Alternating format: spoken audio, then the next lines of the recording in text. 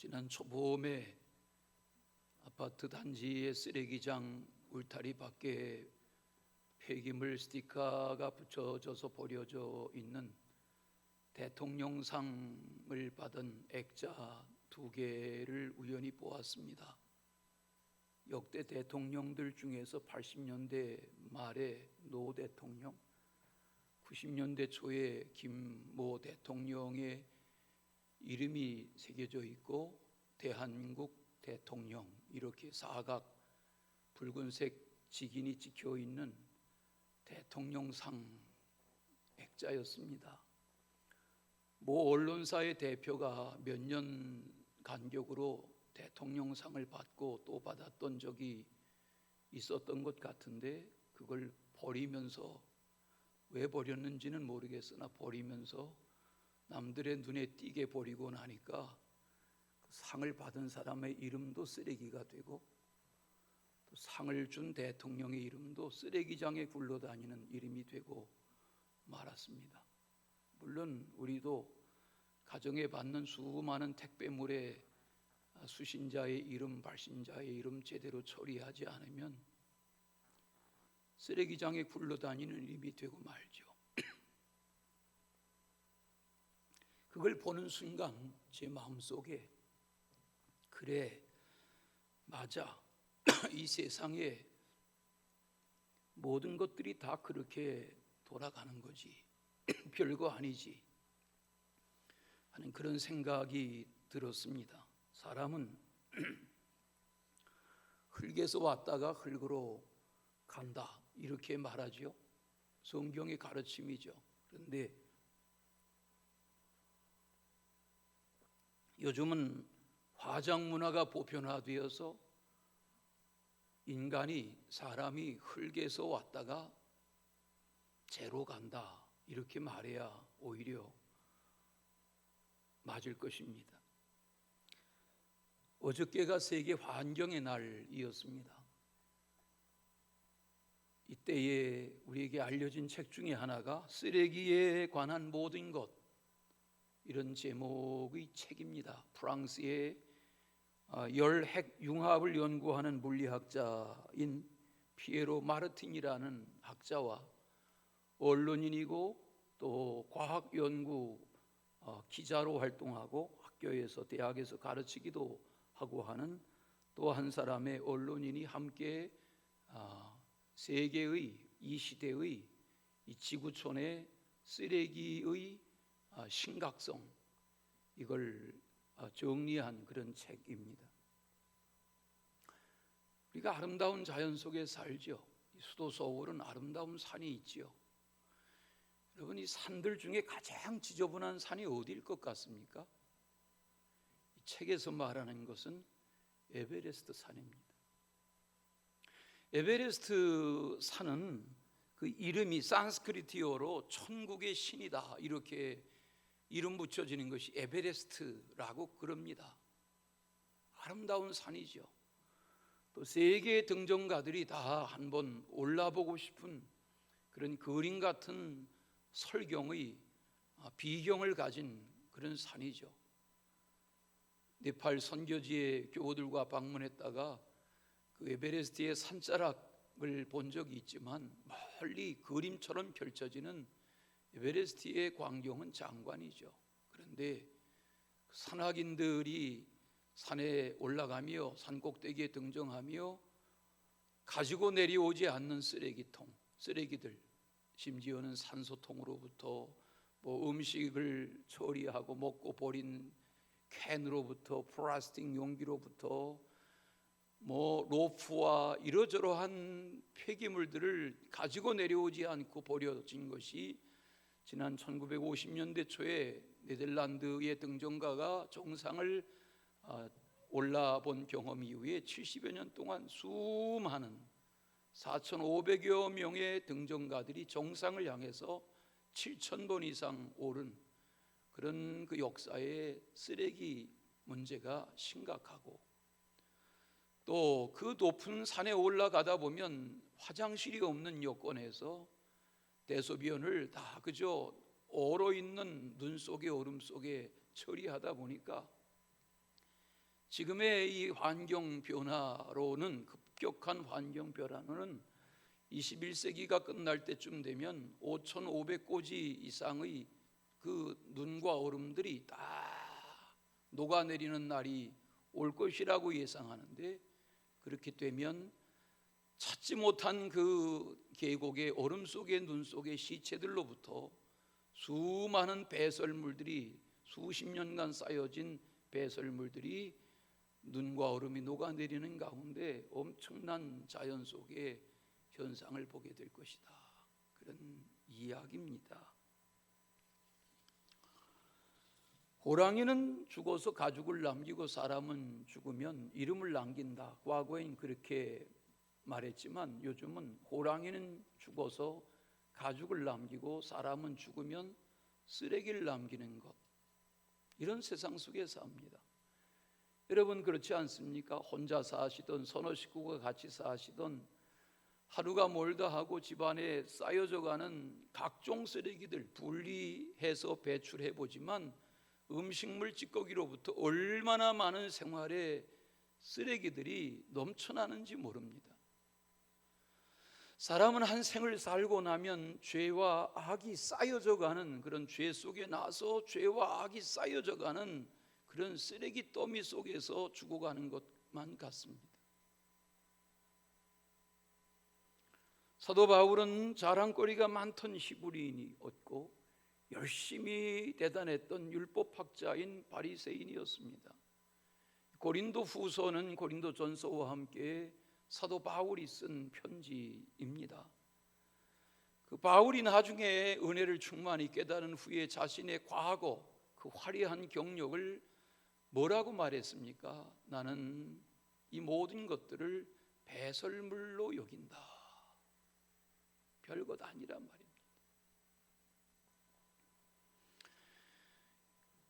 고린도라는 도시는 해양 도시입니다. 당시에 로마라는 도시와 함께 두 맥을 이루는 거대한 국제 도시입니다. 그러하다 보니 이 항구 도시에 내노라 하는 나라와 민족의 사람들이 뒤섞여 살고 문화를 발전시키고 상업이 번성하고 교역이 융성하고 그런 도시에 모여 사는 이들 중에 바울이 머물면서 1년 반 동안 복음을 전했고 교인들이 탄생했고 교회가 세워졌습니다. 떠난 얼마 후에 들려지는 소식에 교회가 병들어가고 있었습니다. 다른 복음이 전해지고 바울의 사도권에 대하여 의심하고 또 교우들 간에 서로 다른 문화권에서 모여든 교우들 간에 다 제잘났다 하고 하면서 문제투성이의 교회가 되어버린 것이 우리가 아는 고린도 교회입니다. 지금 남아있지 않지만 고린도 전서 이후에 바울은 눈물의 편지라고 이름 붙여지는 간절한 마음으로 방문한 바가 또 있지만 저들의 신앙의 바른 회복을 위해서 눈물로 호소했던 편지, 그것이 안타깝게 역사에 전해지지 않는 가운데 그 후에 또 한 편의 편지를 썼던 그런 편지가 오늘 짧게 본문으로 읽으신 고린도 후서, 고린도에 보낸 두 번째 편지입니다. 이런 여건 속에서 사도 바울은 곳곳에 세워진 교회들마다 편지할 때에 그의 마음이, 그의 복음에 대한 열정이, 또 그가 깨닫고 전하고자 했던 부활 복음에 대한 증거가 바르게 전해지기를 원했던 것은 바울의 13편의 모든 편지에서 골고루 접하게 되는 내용들입니다. 우리는 고린도 후서 4장의 몇 절의 말씀을 이 아침에 접하고 계신데 성경을 펼쳐가지고 계시면 3장을 잠깐 보겠습니다. 3장 2절에 너희는 우리의 편지라, 너희는 우리의 편지라. 그 뒤에 보면 너희는 우리로 말미암아 나타난 그리스도의 편지라 이렇게 말합니다. 우리가 어떤 존재로 살아가야 할지에 대하여 말씀하는 것입니다. 여러분, 편지가 무엇입니까? 요즘은 손편지가 거의 없는 세대이고 이메일로 혹은 문자로 이렇게 의사를 교환하는 시대이지만 편지라는 것이 무엇입니까? 편지는 곧 그 사람입니다. 편지는 그 사람의 생각이고 그 사람의 사람됨이고 그 사람의 현 모습이 편지입니다. 그런데 바울은 뭐라고 말합니까? 여러분은 우리의 편지입니다. 또 여러분은 우리로 말미암아 나타난 그리스도의 편지입니다. 이렇게 말합니다. 이 3장에서 먼저 잠깐 대하실 3장에서 사도 바울은 모세의 율법을 예로 들면서 의의 영광의 빛을 덧입고 살아가는 성도라면 모세 때의 영광이 대단한 영광이 돼. 그 모세의 영광과 예수 그리스도로 인한 죄사함과 영생과 하나님의 자녀됨에 대한 이 더 큰 영광은 비교할 수 없는 영광이다. 이렇게 표현하는 내용이 3장 분량에 꽉 찬 내용입니다. 3장에 세어보니까 13번이나 영광, 영광, 영광 이런 표현을 무려 13번이나 반복하면서 도대체 성도의 영광이라는 것이 뭐냐?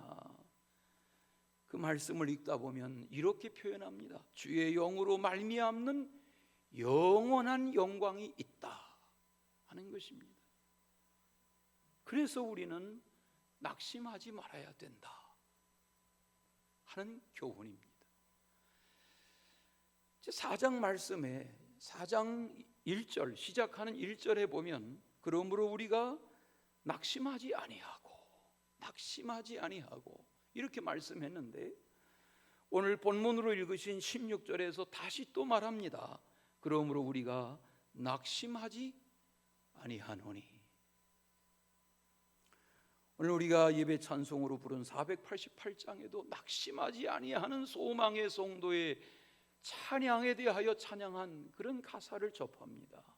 신앙생활은 뭔가 낙심될 것 같은 여건에서 낙심하지 아니하고 분명한 믿음과 소망을 가지고 나를 향한 나의 지금의 삶의 여건을 향한 하나님의 경륜과 섭리가 있으시다.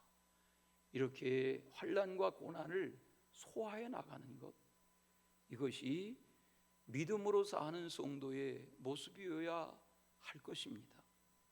자, 그러면 바울이 우리가 낙심하지 아니하노니 라고 말하는 그 근거가 뭔가? 바울이 큰 어려움을 겪으면서도 어떻게 해서 낙심하지 않는 사도로서 자리매김을 하고 심지어는 자신의 부르심에 대하여 사도권에 대하여까지 의심하고 대적하는 고린도 교회의 성도들을 향하여 이렇게 마음 뭉클한 편지로 권면할 수 있었을까 하는 질문을 하며 이 말씀을 대하게 됩니다.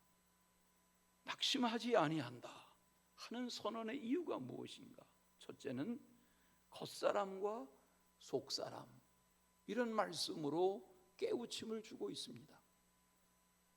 오늘 이 3절의 짧은 말씀에 보면 겉사람과 속사람, 환난에 경한 것과 영광에 중한 것, 보이는 것과 보이지 않는 것, 이런 대비를 통해서 몇 가지의 간결한 명료한 교훈을 신앙적으로 주고 있습니다. 그 첫 교훈이 무엇입니까? 겉사람과 속사람, 이런 교훈의 말씀을 하십니다. 이 바울이 말하는 겉사람이라는 것은 7절에 보시면 4장 7절에 질그릇입니다. 질그릇, 쉽게 깨지는 그릇, 질그릇입니다. 10절에 보면 우리 몸을 말합니다. 겉사람이라, 육체를 말합니다. 11절에 보면 죽을 육체라 그랬습니다. 맞아요. 우리의 눈에 보여지는 이 겉사람이라는 이 존재는 죽을 육체로 사는 거예요. 이걸 로마서 6장 6절과 에베소서 4장 22절을 읽다 보면 옛사람이라 그렇게 표현했어요. 옛사람. 여러분, 우리가 그렇지 않습니까? 지금 우리가 몸을 입고 삽니다. 우리 이 예배의 모인 회중 중에는 덕기가 가장 어립니다. 또 90을 바라보는 분도 계십니다. 우리의 이 겉사람이 이렇게 갓 복중에 잉태하고 성장기를 거쳐서 태어나고 호흡을 시작해서 죽는 순간까지 호흡과 맥박이 계속되어지는 가운데 이 겉사람의 생명을 유지하며 삽니다. 그러면 이 어린아이의 겉사람의 모습이나 인생을 80년 90년 산 그런 어른의 겉사람의 모습이나 겉사람이라는 것은 거기서 거기입니다. 질그릇과 같은 것입니다. 젊었기 때문에 든든한 것도 아니고 노년기가 되었기 때문에 금방 어떻게 되는 것도 아닙니다. 그러나 분명한 것은 이 겉사람에게 있어서의 시간, 세월이라고 하는 것은 지금 속에 사는 겁니다. 이 지금이라는 시간은 나이가 들어가면서 깨닫는 바대로 지금이라는 시간은 내 생에 남아있는 시간들 중에 가장 젊은 시간입니다. 우리는 이 겉사람이 낡아져가는 것입니다.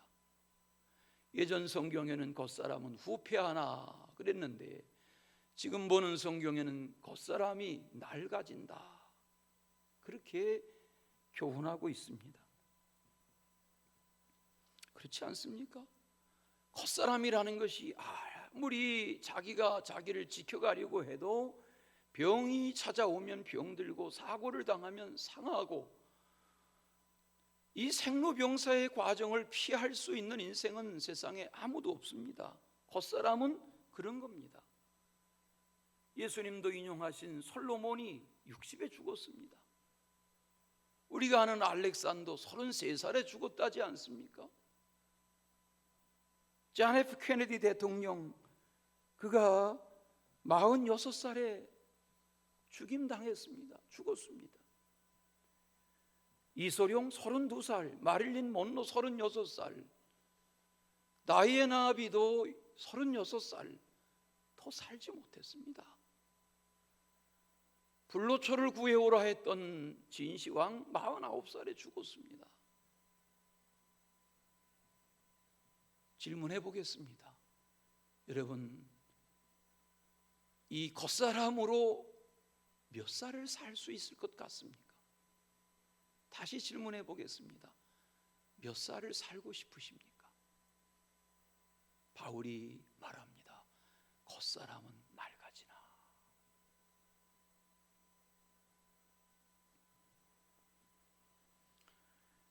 그러면 병들고 사고로 상하고 늙고 죽어가는 것이 겉사람이라면 바울은 거기서 낙심하지 아니하고 우리에게 뭘 교훈하고 있습니까? 속사람은 날로 새로워진다. 속사람을 말합니다. 여기서 말하는 속사람은 5장을 읽다 보면 17절에서 새로운 피조물이다 그렇게 말했어요. 새로운 피조물. 골로새서 3장 10절에서는 새 사람이라 그랬어요. 예수 그리스도 안에서 거듭난 하나님의 자녀인 우리는 겉사람인 육체 속에 살지만 우리는 그리스도 안에서 영원히 날마다 순간마다 새로워지는 속사람으로 사는 존재들입니다. 우리가 436장 찬송의 가사를 압니다. 나 이제 주님의 새 생명 얻은 몸 그렇게 시작되는 찬송입니다. 그 찬송의 끝에 보면 영생을 누리며 주 안에 살리라. 날마다 오늘도 내일도 주와 함께 살리라. 속사람이 하나님 안에서 속사람으로 산다는 말은 영생하는 것입니다. 영원히 살아가는 겁니다. 나는 부활이요 생명이니 나를 믿는 자는 죽어도 살겠고, 그것이 속사람에 대한 선언입니다. 주님이 요한복음 11장에서 하신 25절 26절에 그 말씀 전체는 나는 부활이요 생명이니 나를 믿는 자는 죽어도 살겠고 살아서 나를 믿는 자는 영원히 죽지 아니하리니 이것을 내가 믿느냐. 이게 속사람의 강건에 대한 주님의 선언입니다. 날마다 낡아지는 겉사람, 그러나 우리의 속사람은 믿음 안에서, 말씀 안에서, 은혜 안에서 날마다 새로워지고 날마다 강건해지는 그런 은혜의 날로 살아가시기를 축원합니다. 이걸 이 속사람의 문제를 고린도 전서에 보면 15장 44절에서 바울은 이렇게 말합니다. 육의 몸으로 심고 신령한 몸으로 다시 살아나나니 육의 몸이 있은즉 영의 몸도 있느니라. 세상 사람들은 다 이 겉사람의 관심을 가지고 살지만 믿음으로 사는 성도들은 이 속사람, 영의 사람, 하나님의 사람으로 살아가는 거란 말입니다. 두 번째, 경한 것과 중한 것. 오늘 우리 성경 17절에 경한 것과 중한 것 이렇게 비교해서 말씀하셨습니다. 그 경한 것이라는 것은 가벼운 것이고 중한 것이라는 것은 소중한 것인데 뭐가 가벼운 것이고 뭐가 소중한 것이라고 말합니까? 고린도후서 11장에 보면 바울은 고난의 사도였습니다. 여기저기 그걸 말하지만 바울이 겪었던 고난을 아주 뭉뚱그려서 집약적으로 간증한 곳이 바로 오늘 펼친 고린도후서의 11장의 내용입니다. 많은 고생을 했습니다. 그런데 지금 바울은 뭐라고 말합니까? 우리가 겪는 환난은 경한 것이다, 별거 아니다. 왜냐하면 장차 우리에게 주어질 영원한 영광스러운 순간이 다가오고 있기 때문이다. 이렇게 자기의 신앙을 교훈하고 있습니다. 17절을 다 같이 한번 읽으시겠어요? 성경의 17절을 같이. 우리의 잠시 받는 환난에 경한 것이 지극히 크고 영원한 영광에 중한 것을 우리에게 이루게 함이니. 현대인의 번역으로 읽으니까 이렇게 되어 있습니다. 우리가 잠시 받는 가벼운 고난은 그 무엇과도 비교할 수 없는 크고 엄청난 영원한 영광을 우리에게 가져다 줄 것입니다. 성경 말씀입니다. 고난, 고생, 환난, 역경, 위기 이거 원하는 사람 아무도 없습니다. 그러나 정작 내가 고난을 겪게 되면 다른 사람의 더 큰 고난도 내 눈에 들어오지 않습니다. 내 고난이 큰 겁니다. 우리의 잠시 받는 고난, 힘에 겹도록 겪는 고난. 앞서 보시면 이걸 사도 바울은 1장 8절에서 고린도 편지하는 고린도후서 1장 8절에서 이렇게 말합니다. 힘에 겹도록 심한 고난을 당하여 살 소망까지 끊어지고 우리는 우리 자신이 사형 선고를 받은 줄 알았다. 이 바울은 거의 죽을 고비를 수도 없이 겪었던 그런 고난의 사람이란 말입니다. 그렇지 않습니까? 우리가 욥기의 주인공인 욥을 아는데 욥과 욥의 아내와 10남매 7아들과 3딸 10남매 가정 이야기, 그걸 욥이 겪는 중심으로 다루죠. 왜? 뭐 자녀들의 죽음과 재산이 날아가는 게 욥의 고난만이 아니라 욥의 아내가 같이 겪는 고난인데도 불구하고 욥기는 아내를 중심으로 쓰지 않고 욥을 중심으로 쓰죠. 재난을 당하죠. 형제가 의리 있게 생일마다 모여 잔치하는데 10남매가 한 자리에서 죽죠. 그 많은 재산, 그 많은 육축 다 날아가죠. 다 뺏기죠. 아무것도 없어지죠. 욥의 몸도 비용들죠. 욥기 2장을 읽다 보면 욥기 2장 9절에 욥의 부인이 욥에게 뭐라고 말하냐면 하나님을 욕하고 죽어, 그렇게 말해요. 당신 하나님을 욕하고 죽어, 그렇게 말해요.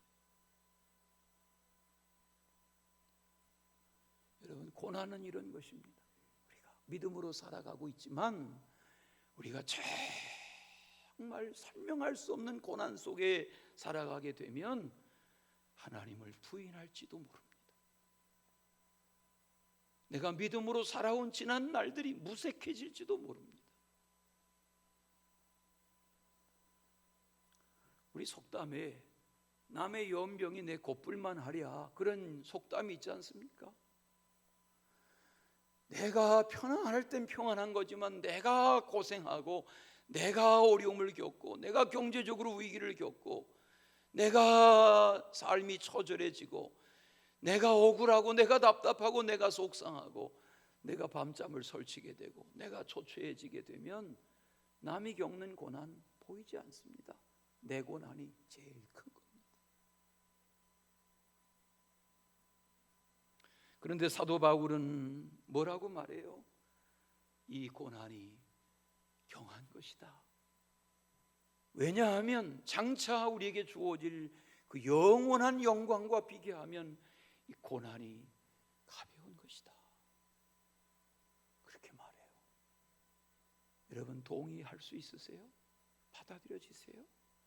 내가 정작 감당하기 어려운 고난을 겪는다면 나중 영원한 영광 때문에 이게 소화가 되실 것 같으세요? 고린도전서를 읽다 보면 4장 12절에 바울이 이렇게 말합니다. 줄이고 목마르고 헐벗고 매맞고 정처가 없고 수고하고 모욕당하고 박해당하고 비방을 당했노라, 이렇게 말해요.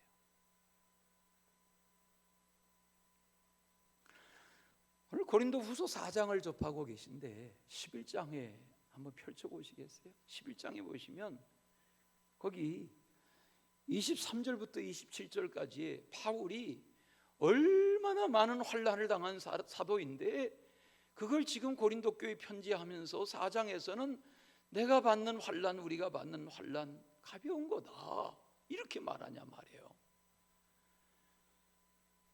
고린도후서 11장 23절, 저희가 그리스도의 일꾼이냐 정신없는 말을 하거니와 나도 더욱 그러하도다.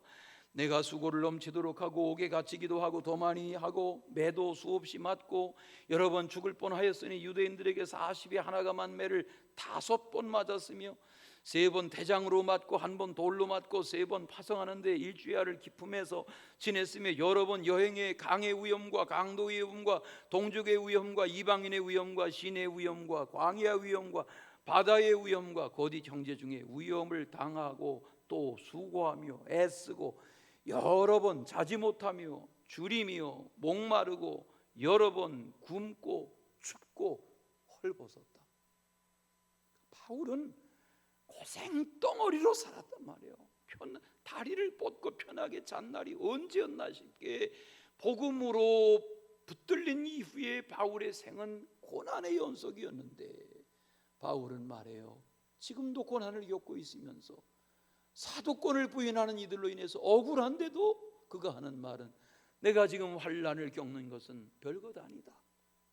나중 영원한 영광과 비교하면 아무것도 아니다, 이렇게 말해요.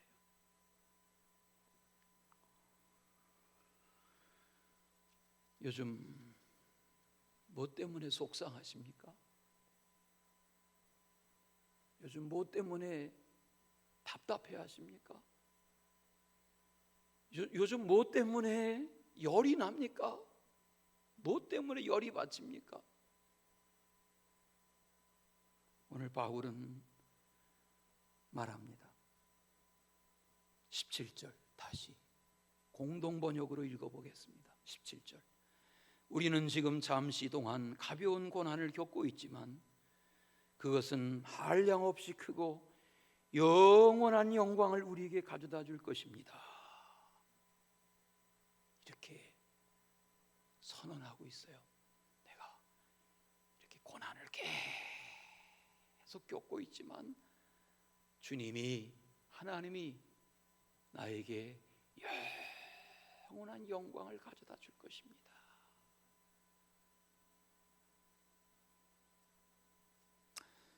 고생 끝에 낙이 온다는 말이 있죠. 고진감래. 젊어 고생은 사사한다는 말도 있죠. 인내는 쓰나 열매는 달다는 말도 있죠. 이렇게 어린 시절, 이렇게 철이 막 나가는 어린 시절, 10대, 20대, 30대, 이 때를 어떻게 보내느냐 하는 것은 그 나중에 상급이 다른 거죠. 여러분, 사도 바울이란 영화를 본 적이 있습니다. 마지막 바울이 목베임을 당합니다. 그리고 그 마지막 장면이 천상으로 불려 올라가는 그런 그 요한의 이 사도 바울의 그런 영혼의 이런 표현과 더불어서 수천 마리의 나비들이 날아오르는 그런 장면으로 영화가 끝납니다. 여러분, 천국을 믿으시나요? 영생을 믿으시나요? 나중 영원한 영광을 믿으시나요? 그러하다면 우리가 개인, 가정, 인간관계, 사회, 세상에서 살아가며 겪는 이러저러한 환난들, 그것이 클지라도 바울은 뭐라고 말해요? 우리가 겪는 환난은 경한 것이고 나중 주어질 영광은 영원한 것입니다. 그런 은혜가 있으시기를 축원합니다. 마지막은 보이는 것과 보이지 않는 것을 말씀합니다. 바울은 분명한 천국신앙, 분명한 부활신앙, 이걸 증거하는 이방사도였습니다. 그 복음 증거가 아니었다면 이렇게까지 고난을 겪을 이유가 없습니다. 그런 저가 말합니다. 눈에 보이는 것과 눈에 보이지 아니하는 것, 이걸 깨닫는 것이 신앙이라는 것입니다. 자, 그러면 여러분, 눈에 보이지 않는 것이 뭡니까? 사랑, 눈에 보입니까? 예? 덕기야 사랑해, 이렇게 말하면 이 사랑이 눈에 보입니까? 믿음, 소망, 기쁨, 평화, 영생, 주님이 말씀하신, 이 땅에서 주님이 비유로 교훈하시고 가르치려 하셨던 그 모든, 실천하려 하셨던, 삶으로 보이려 하셨던 그 모든 것들이 눈에 보이는 것이 아닙니다. 그러면 눈에 보이는 건 뭡니까? 눈에 안 보이는 것. 우리가 코로나19 바이러스로 이렇게 어려움을 겪다 보니까 이 비말이란 용어를 쓰는데, 이렇게 마음껏 호흡하던 이 공기가 얼마나 소중한 것인 줄을 실감하게 되지요. 여러분이 보이지 않는 공기를 우리가 밀폐된 공간 안에서 다, 제가 전에도 늘 이야기한 것처럼 내가 호흡했던 공기 내가 호흡하고, 내가 내뱉은 공기 내가 호흡하고, 이게 우리의 공간 문화인데, 이렇게 다 언제부터 가리기 시작하면서 깨닫고 보니까 이 보이지 않는 것을 맑은 공기로 호흡한다는 것이 얼마나 크나큰 축복인가. 그런데 눈에 보이는 것, 그걸 비교해서 말해요. 보이는 것이 뭐예요? 여러분이 말씀해 보세요. 보이는 것이 뭐예요? 몸, 보이는 거예요. 생김새, 보이는 거예요. 외모, 보이는 거예요. 뒷모습, 보이는 거예요.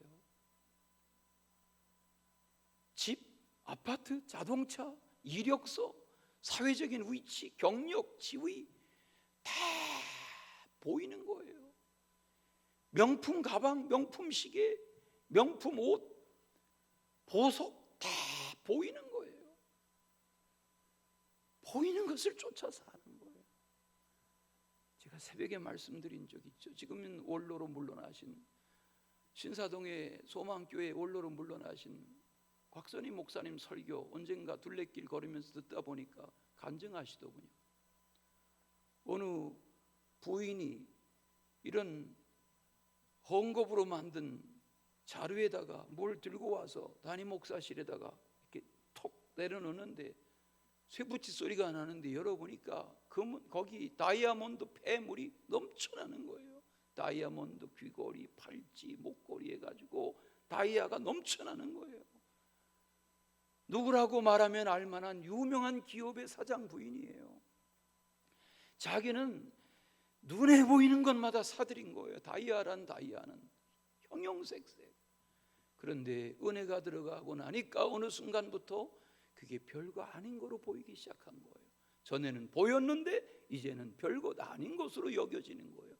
그래가지고 담임 목사실에 와서, 목사님, 제가 이거 모으는 거로 지난 30년을 살았습니다. 지금은 아무것도 아닌 것처럼 여겨집니다. 목사님, 이거 팔아서 우리 교회 선교를 위해서 좋은 일에 써주세요. 그렇게 해서 경기도 성남에 산자락을 사들여 가지고 50여 명의 맹인들이 거하는, 소경 부부들이 거하는 그런 사랑의 집을, 희망의 집을 건설하게 됐다. 그런 간증이에요. 우리가 보이는 것을 따라 사는 것, 보이지 않는 것을 추구하며 사는 것 다르죠. 깨닫고 보면 다르죠. 이걸 깨닫는 것이 믿음입니다. 이것을 아는 것이 지혜입니다. 이것을 귀하게 여기며 사는 것이 신앙생활입니다. 예수님은 이 땅에 오셔서 한결같이 보이지 아니하는 것의 가치를 위해서 사셨습니다. 입을 열면 비유로 하나님의 나라, 천국 보입니까? 영의 세계가 보입니까? 그러나 우리는 영의 존재이고 하나님은 영이시고 하나님의 나라에 대하여, 본향집에 대하여 예수님은 보이지 않는 것을 위하여 사시다가 죽임당하시고 보이지 않는 영원한 세계를 위하여 부활의 첫 열매가 되신 것입니다. 오늘 밤 내 영혼을 부르면 내 가진 그 모든 소유가 다 네 것이 되겠느냐? 주님이 어느 부자의 비유로 교훈하신 교훈이 아닙니까? 신앙은 무엇입니까? 보이지 않는 것을 추구하는 것입니다.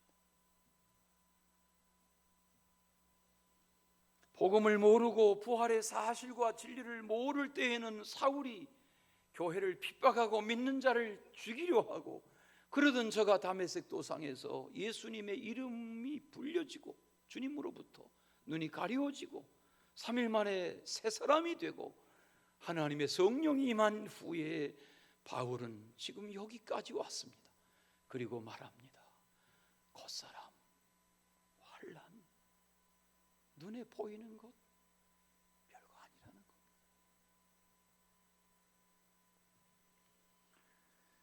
과연 날로 새로워지는 속사람으로 사는 길이 뭘까? 오늘 4장을 펼쳐가지고 계시면 4장의 10절을 보십시다. 10절, 11절, 12절. 거기 필기도구가 있으시면 한번 밑줄 쳐보시겠어요? 예수의 생명, 예수의 생명. 다 같이 예수의 생명. 네, 예수의 생명이라고 말합니다. 요즘 저희 아파트에 4층에 2달 동안 인테리어 공사를 한다고 새벽부터 뚱땅거립니다. 지난주에 벌써 시작한 지가 1달 반이 지나서 지난주에 아침부터 인부들이 10여 명이 들락거리길래 새벽기도 마치고 들어가다가 따라 들어가 봤습니다. 집안을, 운동장 같은 집안을 다 벽도 없애고 방문도 없애고 운동장을 만들었습니다. 북한산이 한눈에 들어옵니다. 소유하고 삽니다. 대리석을 깝니다. 잘 살겠죠. 그러나 질문해 봐야 됩니다. 얼마나 삽니까? 얼마나 삽니까?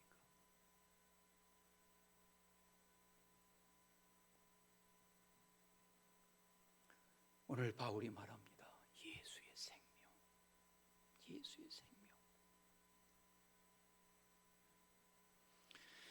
이 바울이 고린도후서 4장 오늘 7절에 와서 우리는 보배를 질그릇에 가진 자다, 7절에 밑줄 쳐보세요. 보배. 보배가 뭐예요? 예수의 생명이에요. 그러므로 이 보배가 없는, 보배를 모르는, 예수의 생명이 없는 겉사람의 나로 산다면 나는 껍데기인 거예요. 죽정인 거예요. 이 보배를 간직한 성도라면 눈에 보이는 것으로 끌려 살지 않는 거예요. 보이지 않는 것을 가치 있게 여기며 사는 거예요. 예수의 생명을 깨달은 자는 달라야 하는 거예요. 그 유명한 말씀이 여기 고린도후서 4장에 나와요. 8절에 보세요. 우리가 사방으로 우겨싸임을 당하지만 쌓이지 않습니다. 답답한 일을 당해도 낙심하지 않습니다. 핍박받아도 버림받지 않습니다. 거꾸로뜨림을 당해도 망하지 않습니다. 우리가 항상 예수 죽인 것을 몸에 짊어지고 삽니다. 예수의 생명도 우리 몸에 나타나기 때문입니다. 예수의 생명. 이것이 바울의 믿음이었습니다. 우리 모두에게 믿음이 영원한 상급으로 주어지시기를 축원합니다.